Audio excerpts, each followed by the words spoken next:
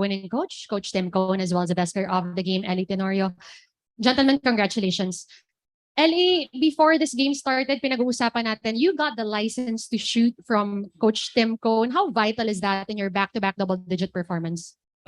First of all, I would like to thank siyempre the Lord and kay Lord na binigay niya ulit sa amin tong panalo na to and to be here again in the finals, no? And of course, yun sa tanong mo, Denise, well, I'm thankful siyempre kasi malaking bagay yung confidence na binibigay ng coaching staff, not only to me but to the whole team as long as we execute our offense, no. We created a lot of open shots talaga within our offense because of our execution. So siguro kaya rin nagkakaroon din opportunity for me to take that shot because it's open, diba? Not only me but even other guards also. As the team captain of your team, can you talk about what you saw from your team, especially since ang laking adjustment no kailangan yung gawin agad with Christian having to leave the game only 6 minutes in? Well, the person I talked first was really Japet. No, I really wanted Japet to excel in this game because this is his opportunity. I kept on reminding him that this is his opportunity, and I told them, show them what you got. And then, I have to give credit to Japet also for playing really not only offensively. No, he scored I think double digits also. But I think I want to commend his defense also. Malaking bagay sa amin si Japet talaga. We need him. So I think I have to give credit to Japet. Coach Tim, since LA mentioned Japet, back in game number 2, we saw a lot of hesitation, some sort of doubt from Japet. And I was told as well that he would sometimes apologize after the game when he feels like he didn't do things right. But there was a shift that started in game 3 and right now. What did you see from him? Well, Japet is incredibly hard on himself. He really is hard on himself. And that's one of the things we battle with him all the time, to keep his spirits up and keep him encouraged, because he has a tendency to really get down on himself. He's a guy who really cares, and he cares about playing well. He cares about playing well for his teammates. And every time he does something wrong, he feels like, he's letting his teammates down. So, and you love that trait, but it also can be distracting and for him, and can affect his emotions throughout the game.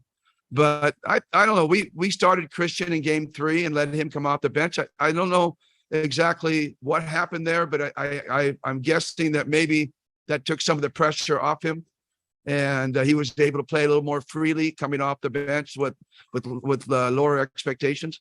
I'm not sure. I really don't, that. But in any case, we really needed him in this. Obviously, in this game here, I wanted to play him the whole time, the whole game, and I was really struggling to try to find a time to get him on the bench and rest him, because again, he's been splitting a lot of time with Christian and Japet. Christian and Japet have been splitting a lot of time. So neither of them are used to playing like 40 minutes right now. They're all used to playing 25, 26.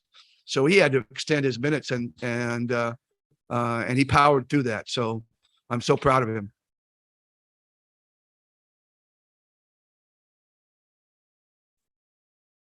Coach, as soon as you walked inside, what I noticed was that when you sat down, immediately you were shaking your head. It was a 15-point victory. Can you describe what's going through your head as soon as you were shaking? I don't know if I didn't realize I was shaking my head, but I was thinking that I'm just so thankful we didn't have to play a game 5 against this team. I mean, really. And we talked about it and how, just say no to game 5. And we're going to, I said, I guess they said I put all eggs in a basket. I said, that's not exactly the expression. I said, we have to put all of our eggs in one basket. And that's really the expression. And we did.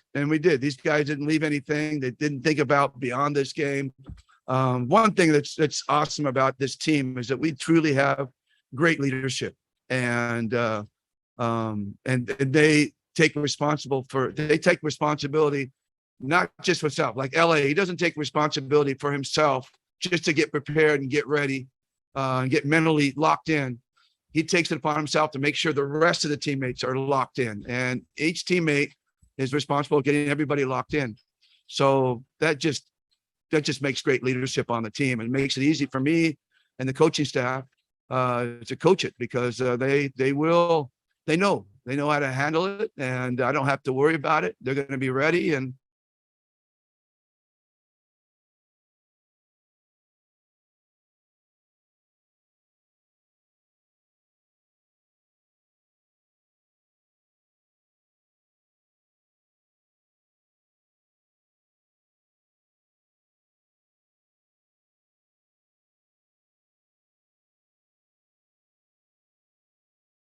honestly, I didn't think that we were collectively playing well. We had a couple of guys play well, a couple of guys not play well.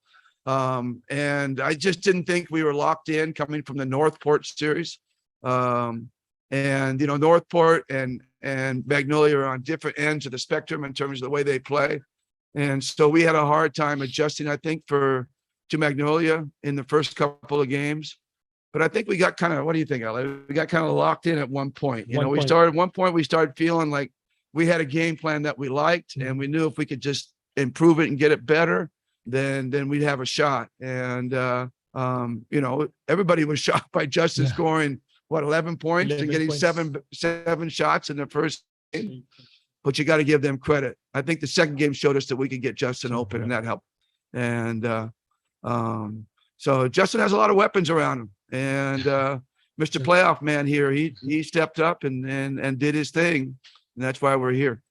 By the way, we've asked LA to step out of his role, you know, and it's not easy. You know, he's been a point guard all of his career, and we've kind of thrown the ball to Scotty a little bit, and he's had to be the one to go down and get down in shooting position.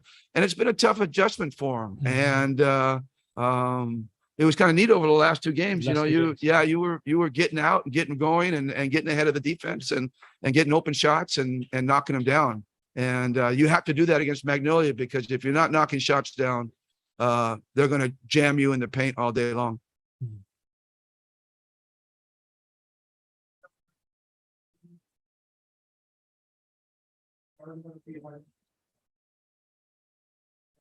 For sure. I mean, can you imagine San Miguel or Bay Area?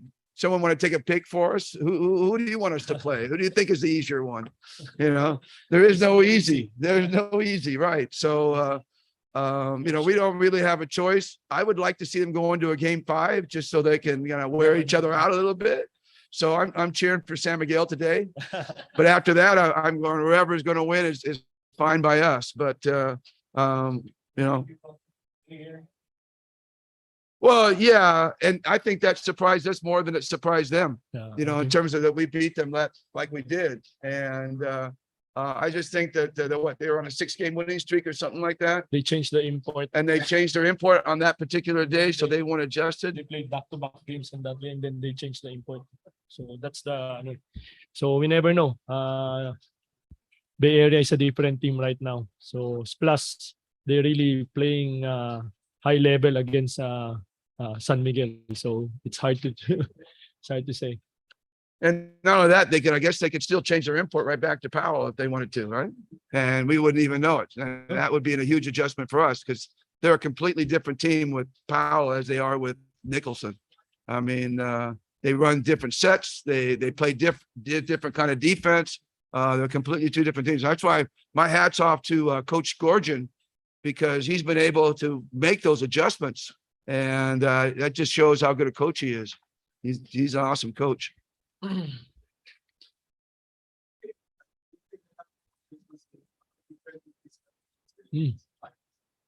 No, I played a finals Christmas game before against Coke. Yeah, and that was we lost, and we lost the series. That was game 5 of a best of 5, and we lost the championship on Christmas Day. I mean, it was I can't even explain how difficult that was for me and the family, my family especially. I mean, talk about ruined Christmas. So at least this is game 1 and you can recover. But I think we're all excited about it. That's one of the things we said at halftime. Let's remember what we're going for. We're going for that Christmas Day game. So we're pumped. I'm glad we have a couple of days to rest and recover and get him healthy and get everybody healthy. People don't know, but he's been playing through a calf injury. So he needs all the rehab time he can get and all the rest. So this is big for us being able to finish it in game 4. Good. Say again? Game 4. What about it? Christmas 2002. Was it game 4? Oh, it was game 4. We didn't lose. Yeah, we lost. I think we lost 3 games to 1, right? Yeah, we lost 3 games to 1. Alaska versus Coke. Chut was the coach on that team, and Johnny was playing for Coke at that time. With Team Aclario. Import. I don't remember who the import was. All right. No, it wasn't Sean. Sean, it was all Filipino, I think. All right. Okay, that concludes our post-game press conference. Thank LA, you. Coach Tim, Thank you. congratulations. Thank you for your time. Back. For the first time, I don't have to talk the whole time. I Yeah. have someone who can talk with me.